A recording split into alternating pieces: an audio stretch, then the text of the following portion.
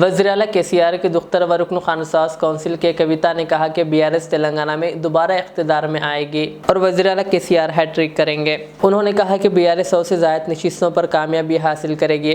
وہ نظام آباد میں پریس کانفرنس سے خطاب کر رہی تھی کہ کویتا نے واضح طور پر کہا کہ BRS کو کسی بھی جماعت کے منشور کی نقل کرنے کی ضرورت نہیں ہے۔ BRS کی اسکیمات منفرد اور مثالی ہے جن کی ملک بھر میں نقل کی جا رہی ہے۔ انہوں نے کہا کہ وزیر اعلیٰ KCR ریاست کی ترقی کے لیے نمایاں خدمات انجام دے رہے ہیں، منظم منصوبہ بندی کے ساتھ کام انجام دیا جا رہا ہے اور عوام کی فلاح بہبود کے لیے کئی اسکیمات پر مؤثر عمل کیا جا رہا ہے۔ کویتا نے کہا کہ تلنگانہ میں BJP کا کوئی وجود نہیں ہے۔ کہا BJP نے عوام میں اپنی ساکھ کھو دی ہے۔ انہوں نے کہا کہ کانگریس پارٹی نے BC طبقے کے ساتھ ناانصافی کی۔ کویتا نے کہا کانگریس قائدین انتخابی ضابطہ اخلاق کے نفاذ کے نام پر ریتو بندھو اسکیم کو روکنے کی سازش کر رہے ہیں۔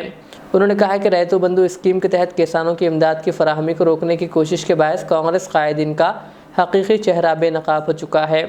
کہا کانگریس پارٹی محض ووٹوں کی خاطر کسانوں کے ساتھ کھلواڑ کر رہی ہے۔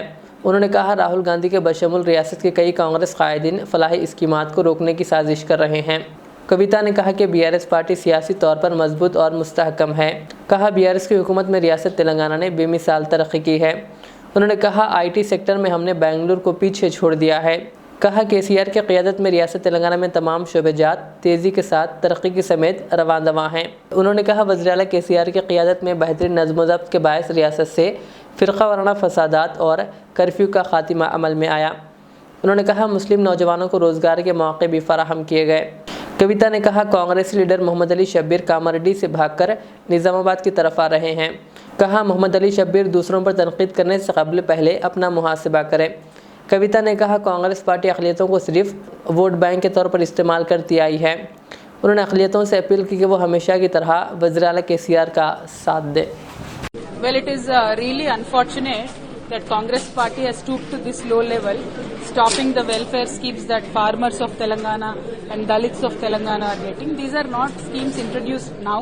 They have been ongoing schemes for last at least 5-6 years, and stopping them does not make any sense.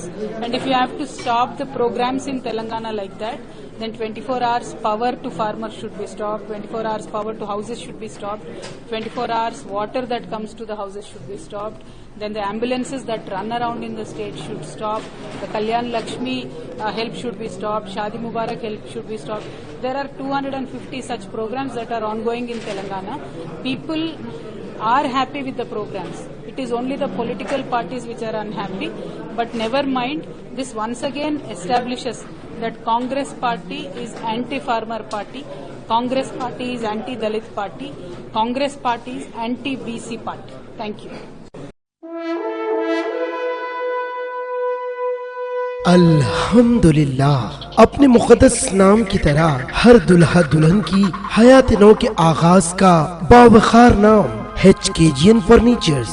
جی ہاں، HKGN فرنیچرز NRIs کارنشین فیملیز کے لیے دیدہ زیب، شاندار، شاہکار، مضبوط اور پائیدار، دلکش و دلنشین شادی کے فرنیچر کا سب سے بڑا شو روم اب Shastri Puram king colony main road کے پرسکون ماحول میں پسند فرمائیے۔ آپ کی شہزادی کے لیے خوبصورت جہیز کا مکمل فرنیچر صرف 29,999 روپے میں۔ جی ہاں، 29,999 روپیز۔